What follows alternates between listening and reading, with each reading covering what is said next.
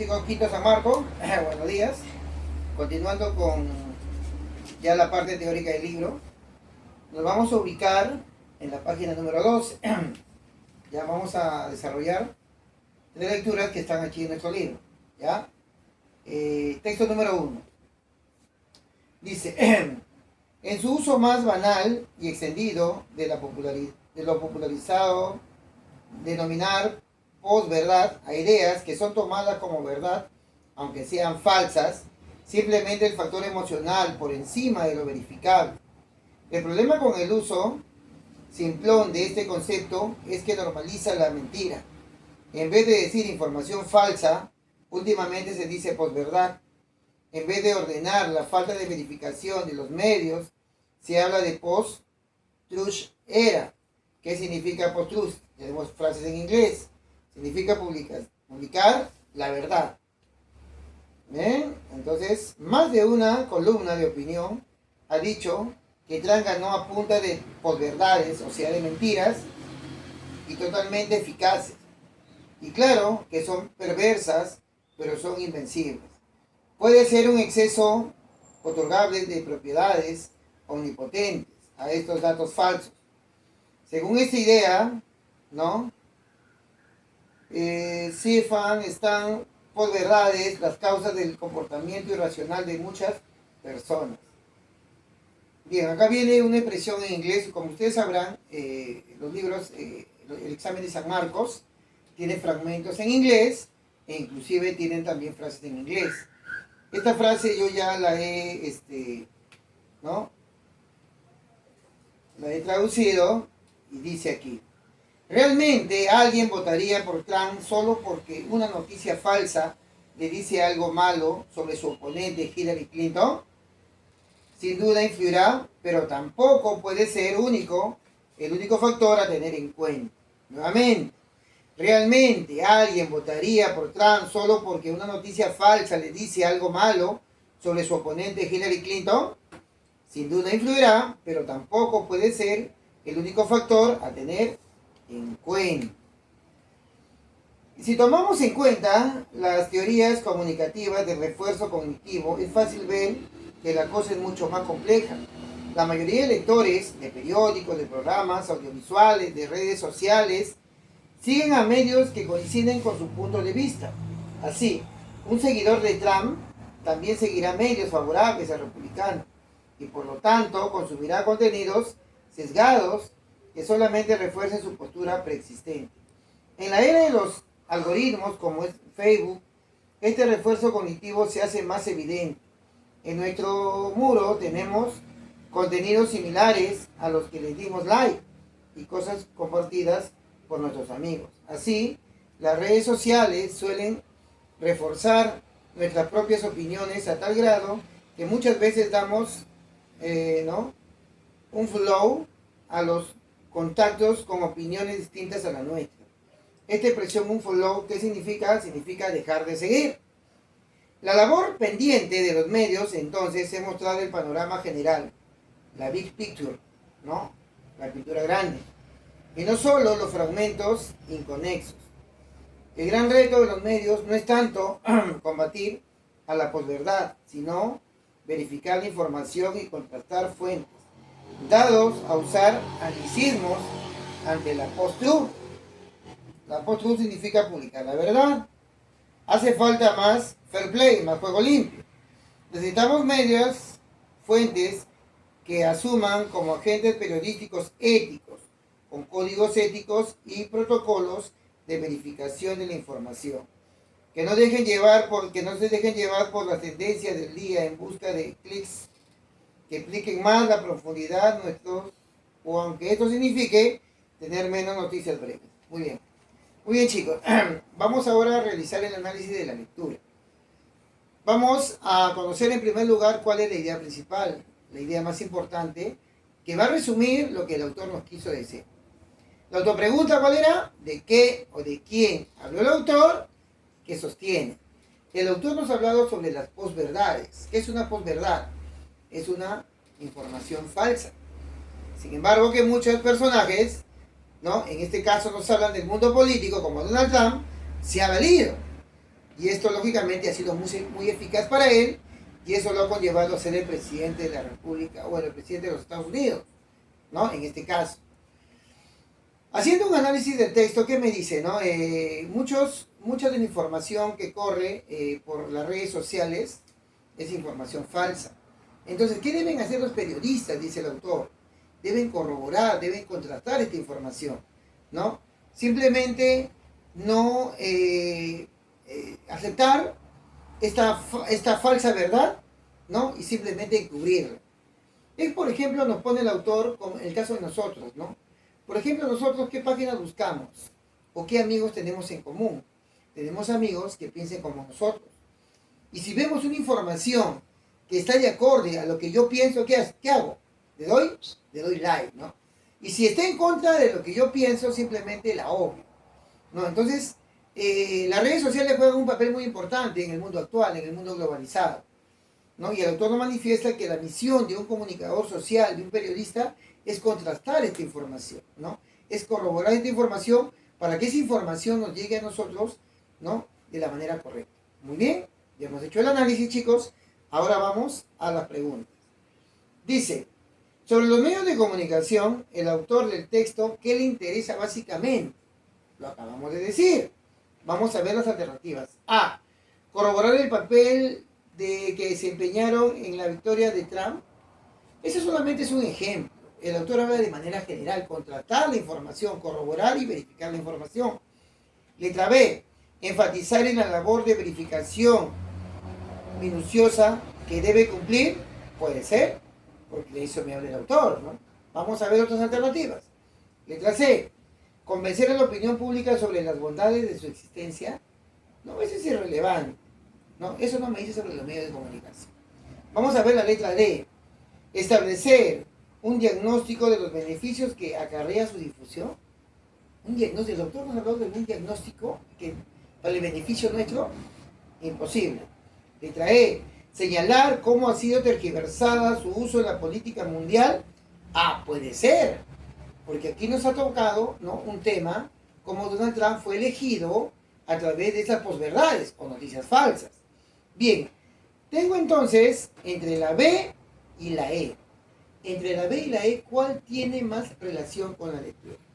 La B decía, enfatizar en la labor de verificación minuciosa que deben cumplir. O sea, los medios de comunicación deben enfatizar en la labor de verificar minuciosamente, ¿no? Los medios de comunicación deben enfatizar en la labor de verificación minuciosa que deben cumplir, o señalar cómo ha sido tergiversada su uso en la política mundial. Solamente en la política es algo específico, ¿no? Les pone un ejemplo de Donald Trump, pero no específicamente. Entonces, entre la B y la E, ¿cuál es mi respuesta? La letra ¿no? ¿Cuál sería, muchachos? La letra, en este caso sería la letra B, ¿no? La letra B. ¿Por qué? Porque está generalizando la idea. La idea generaliza, es decir, que enfatiza en la labor de verificación minuciosa que debe cumplir. Muy bien. Vamos ahora a la pregunta número 2. De acuerdo a su uso en el texto, la expresión fair play hace alusión. Por el conocimiento de la traducción de esta palabra, fair play significa juego limpio. Entonces, ¿cuál sería mi respuesta? ¿Al uso de fuentes? ¿A la verdad distorsionada? ¿Al juego de los medios? ¿A la ética periodística? ¿O a una labor limpia? Aquí, por deducción, la respuesta sería la letra E. Vamos con la pregunta número 3. Dice, teniendo en cuenta la expresión Meiter, can y... Bueno, esa expresión era la segunda parte de la traducción. Decía, sin duda, influirá, pero tampoco puede ser el único factor a tener en cuenta, ¿no? Es con respecto a las posverdades de Donald Trump contra su contrincante, que era la señora, pues, Clinton, ¿no? Entonces aquí me dice, señale la alternativa que muestra una información correcta. A ver, no, perdón, estamos en el número 3, disculpe. Esta expresión sin duda influirá, pero tampoco puede ser el único factor a tener en cuenta. Entonces, A la crítica a su oponente, a la llamada posverdad, o a múltiples factores. Ah, se refiere a múltiples factores. Porque en la traducción me dice, sin duda influirá, pero tampoco puede ser el único factor. Y si no es el único factor, entonces ¿a qué se debe? A múltiples factores. Tengo la letra C. Voy a la pregunta 4. Señale la alternativa que muestra una información correcta según lo que hemos leído. Bien. Donald Trump fue el candidato presidencial de los republicanos, sí. Aquí en la lectura dicen el republicano Donald Trump. Entonces, si dice republicano Donald Trump, y era el contendiente de la candidata presidencial Hillary Clinton, entonces se deduce que Donald Trump era el candidato presidencial de los republicanos. Vamos a ver las alternativas. Se competirían en el único resguardo, la mayoría de los medios de comunicación verifica falso, no verifica. Hillary Clinton tuvo un trato condescendiente con los medios. El texto no manifiesta eso. Entonces eso sería un inferencial, pero aquí me preguntan sobre un tema específico que esté en el texto. Letra D, los lectores habitualmente le dan, le dan check o like a las páginas de su interés. Letra D, perdón. Los lectores habitualmente le dan un like a dejar de seguir, perdón. Entonces eso es falso. Estaría contradiciendo lo que se dijo. Letra E, la posverdad ostenta una influencia invencible. No, en la lectura dice que no es invencible. Es perversa, pero no invencible. Entonces mi respuesta es la letra A.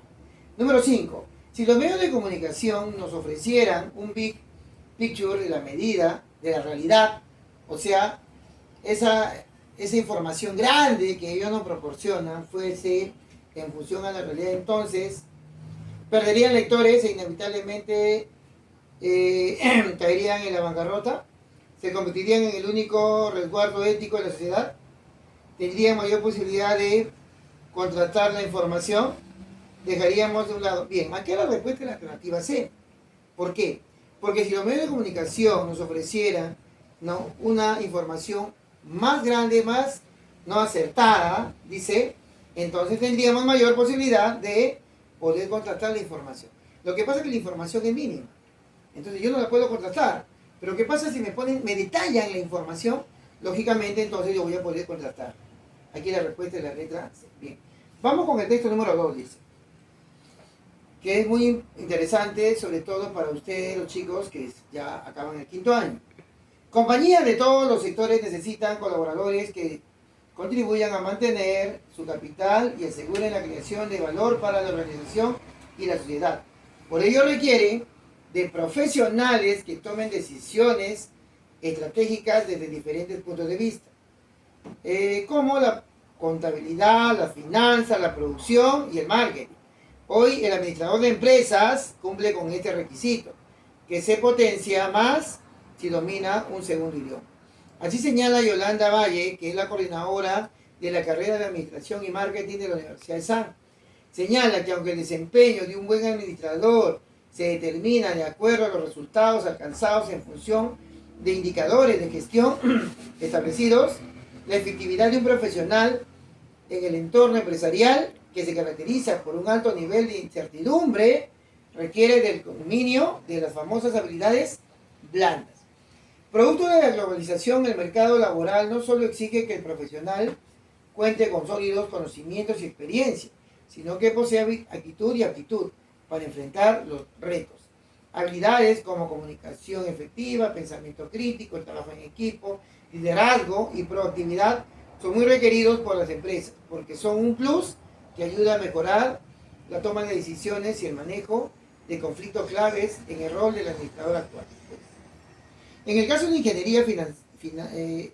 ingeniería, Francisca Barrios, directora de la Gestión y Humanidades de la Universidad de Ingeniería Tecnológica UTEC, señala que, en general, hay una tensión aparentemente irreconciliable entre dos perspectivas: la necesidad de transmitir una carga creciente de información y conocimiento técnico muy específico a los estudiantes y la demanda cada vez más notoria de ingenieros holísticos, o sea, ingenieros que consideran como un todo. Estas habilidades blandas del personal es muy desarrollada. Hoy es difícil ignorar este pedido de las empresas. Las universidades ofrecen que enfocarse en formar a los tech shopper, engineers, Teachable Engineer, ¿no? ¿Qué significa Teachable Engineer? ¿No? Ingenieros con capacidades y dominio de habilidades blandas. ¿Ya? Bien. Quienes poseen un conocimiento profundo de su campo, pero también cuentan con una información amplia de muchas otras temáticas. Precisa varios. Ahora, no basta con el conocimiento de habilidades técnicas. El mercado requiere de ingenieros que innoven, sepan negociar, se comuniquen asertivamente y sepan ser socialmente responsables. Las habilidades blandas le permiten a los profesionales desarrollarse como emprendedores, con perspectivas multidisciplinarias y sistemáticas, con altos estándares éticos y conciencia social, y con entendimiento de la importancia del trabajo en equipo. Concluye Vargas. Acá me dan las habilidades blandas que debe tener todo profesional en administración e ingeniería. El Summertime, que es la capacidad de tomar decisiones, la inteligencia social, que es la buena disposición para la cooperación laboral. Tengo el manejo del lenguaje medio, el dominio de términos especializados en tecnología. Luego tengo la transdisciplinaridad, que es la adopción de varios puntos de vista sobre una misma situación. También tengo la multiculturalidad, que es la aceptación de diferentes culturas procedentes de otros países. Tengo manejo correcto de información, que es la capacidad de seleccionar, filtrar y procesar datos. Tengo pensamiento computacional, que es la asimilación de información sobre los clientes y canalización de estos. Y la mentalidad de diseño, que es la capacidad de hacer modificaciones oportunas en la organización. Muy bien. Para determinar una vez la idea del texto, el autor de que nos habla de que el profesional en el área de administración e ingeniería en la actualidad, aparte de tener los conocimientos idóneos para poder desempeñarse en su ámbito laboral, ¿no? En ser de repente proactivo, tomar buenas decisiones y sobre todo en los resultados, se requiere que este profesional que tenga habilidades blandas. Un profesional que no tiene habilidades blandas simplemente va a ser un profesional convencional. No va a tener acceso de repente a trabajos de mayor responsabilidad, porque un administrador de empresas o un ingeniero que domina, aparte de los conocimientos que tengan relación con su carrera, domina las habilidades blandas, lógicamente va a tener un buen desempeño laboral, ¿no? ¿Por qué? Porque el manejo como profesional en los retos actuales del mundo globalizado implica estas habilidades blandas, que acabamos de leer en la última parte. Bien, vamos ahora con las preguntas, chicos. Pregunta número 6. ¿Cuál es la idea principal del texto? ¿De qué me habló la lectura? Bien, aquí nos vamos a ir a la alternativa E, dice, ¿no? En la administración y la ingeniería deben complementarse la preparación académica con la formación en las habilidades blandas, la letra E. ¿Por qué no da, profesor? Porque te dicen las habilidades blandas permiten tener un panorama completo, pero acá me hablan que en la actualidad las universidades como ESAM y UTEC están formando a sus profesionales en estas, con estas cualidades. O sea, no puede ser la A, ni la B, ni la C, ni la D, porque simplemente especula, ¿no? También la letra E nos complementa la información. Pregunta 7. En el texto, la palabra incertidumbre permite entender que el entorno empresarial se caracteriza por qué. Acá tengo la palabrita. Dice acá. Acá está, dice. La efectividad de un profesional en el entorno empresarial, que se caracteriza por un alto nivel de incertidumbre, requiere del dominio de las habilidades blandas. ¿Qué implica un alto nivel de incertidumbre? Entonces, como el mundo es cambiante, el profesional tiene que estar a la orden para poder solucionar esos problemas. Cambiante y dinámico. ¿Por qué? Porque un profesional estático, lógicamente, no va a poder solucionar un problema que se le puede presentar en el momento menos indicado, ¿no? Acá tengo mi respuesta en la letra B. Voy a la siguiente pregunta, la pregunta número 8. Según las habilidades blandas, es compatible afirmar ¿qué puede afirmar con respecto a las habilidades blandas? ¿Qué le permiten al profesional? Acá mi respuesta sería la alternativa C. Dice, ¿no? El Sensei, la mentalidad de diseño, sobre las habilidades blandas, que es compatible. A. ¿El pensamiento computacional consiste en el manejo de programación informática? No, eso es falso. La lectura me dice que esa habilidad blanda, lo que es el pensamiento computacional, te permite esa asimilación de información sobre los clientes. Falso. B. La transdisciplinaridad se entiende como el conocimiento de disciplinas filosóficas, también es falso. Acá en el texto me dice que es la adopción de varios puntos de vista sobre una misma situación. La letra D. El manejo correcto de información será vinculado con las relaciones interpersonales. Eso también es falso. El manejo de correcta información es la capacidad de seleccionar y filtrar y priorizar datos de una forma creativa. Y la letra E, la inteligencia social asegura el éxito, falso. La inteligencia social, acá está, me dice que sirve para la buena disposición, para la cooperación laboral y las relaciones. La única que es verdadera sería la letra C. El sense making y la rentabilidad de diseño permiten afrontar situaciones de riesgo. ¿Por qué te dice acá el sense making? Dice, es la capacidad de tomar decisiones. Y la mentalidad de diseño, capacidad de hacer modificaciones oportunas, o sea, en el momento que se presenta. Pregunta 10. Si un ingeniero tuviese sólidos conocimientos técnicos, pero no ha desarrollado habilidades blandas, ¿qué pasa si un profesional no tiene esta capacidad de habilidades blandas? Entonces, no podrá consolidarse como T-Shaped Engineer en el mundo empresarial. ¿Qué cosa es un T-Shaped Engineer? Acá me dice, hoy es difícil ignorar este pedido de las empresas. Las universidades tienen que enfocarse en formar a los T-Shaped Engineers, quienes poseen un conocimiento profundo de su campo, pero también cuentan con una información amplia de muchas otras temáticas, habilidades blandas. Muy bien, vamos con el texto número 3. Dice, mi próximo y quizá igualmente decisivo es otro hecho no menos amenazador, el advenimiento de la automatización, que probablemente en pocas décadas vaciará las fábricas y liberará a la humanidad de su más antigua y natural calor. Bueno, voy a sintetizar esta lectura, bien, porque ustedes también creo que ya la leyeron. Nos hablan sobre qué. ¿Qué pasa en el mundo actual? Se está automatizando. ¿Qué implica? La máquina está reemplazando al hombre. Entonces, el sueño del hombre desde la antigüedad, ¿cuál ha sido? Evitar la fatiga y el cansancio. O sea, el hombre no quería el trabajo. Entonces, ese sueño de la antigüedad se está cumpliendo en la actualidad. La máquina está reemplazando al hombre. Pero ¿qué traería, qué consecuencias traería esto? Me dice el autor, dice, ¿no? También aquí está en peligro un aspecto fundamental de la condición humana. Pero la rebelión contra ella, el deseo de liberarse de la fatiga y la molestia, no es moderna, sino antigua como la historia registrada. La liberación del trabajo en sí no es nueva. En otro tiempo se encontró entre los privilegios más firmemente asentados de unos pocos. En este caso, por ejemplo, en la actualidad, antiguamente, ¿quiénes no trabajaban? Solamente los reyes, los emperadores, ¿no?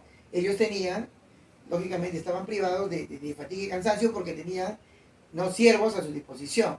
En la actualidad el hombre, si consigue este tipo de sociedad, imagínense, si nadie trabajaría, habría una comunidad igualitaria. Los reyes, los príncipes, ¿no? ¿De qué serviría? Si nosotros no seríamos súbditos de ellos, ya no trabajarían, ¿no? Entonces, al menos allí habría una sociedad igualitaria, no dice el autor. Dice aquí, por ejemplo, ¿no? Dentro de esta sociedad que es igualitaria, porque esa es la manera de hacer que los hombres vivan juntos, no quedan clases, ninguna aristocracia de naturaleza política o espiritual, a partir de lo que pudiera iniciarse de una nueva restauración. Bien. Vamos ahora a las preguntas. La pregunta número 11. Dice la idea medular del texto. El texto nos hablaba de que en la actualidad se va a cumplir un sueño del hombre que era que evitarse la fatiga y el cansancio. Bien. Aquí mi respuesta sería la alternativa B. La probable liberación del trabajo representa un peligro para el hombre, para la condición del hombre. ¿Por qué? ¿Por qué un peligro, no? Porque de otra manera, imagínense, si todo fuese automatizado, el hombre perdería su condición, la condición humana se perdería, ¿no? ¿Cuál sería el sentido entonces de la vida? No habría. Y ese es el peligro que el autor nos manifiesta en la lectura. Pregunta 12. En el texto, el concepto automatización. Automatización era el reemplazo de la mano de obra del hombre por la máquina. Aquí mi respuesta sería la B. mecanismos que sustituyan la fuerza laboral del hombre. Pregunta número 13. De acuerdo con Hannah Arendt, secularmente el hombre que ha pretendido, o sea, a través de los siglos el hombre que ha pretendido prescindir de la carga de trabajo. Qué fácil pregunta. 14. Según la autora del texto, es compatible con respecto a la condición humana afirmar que se fundamenta en la capacidad de trabajo. La condición humana, toda la vida, a través del tiempo, ¿en qué se ha fundamentado? En la condición de trabajo. El hombre trabaja ¿para qué? Para poder subsistir. Y lógicamente la condición humana implica eso, ¿no? Entonces aquí, según la autora del texto, es compatible con el texto, ¿no? Respecto a la condición humana, afirma que se fundamenta en la capacidad de trabajo. Y por último, 15, si finalmente se materializa la liberación del trabajo en el hombre, entonces se habría obtenido la igualdad y el equilibrio de las relaciones humanas, no habría clases sociales, todos seríamos iguales. ¿Por qué? Porque el hombre ya no es súbdito a nadie, ya no tiene que trabajar para nadie, ¿no? Muy bien, chicos, tienen ahí una pequeña tarea que hay que desarrollar, ¿no? En los otros dos puntos de la página. Gracias.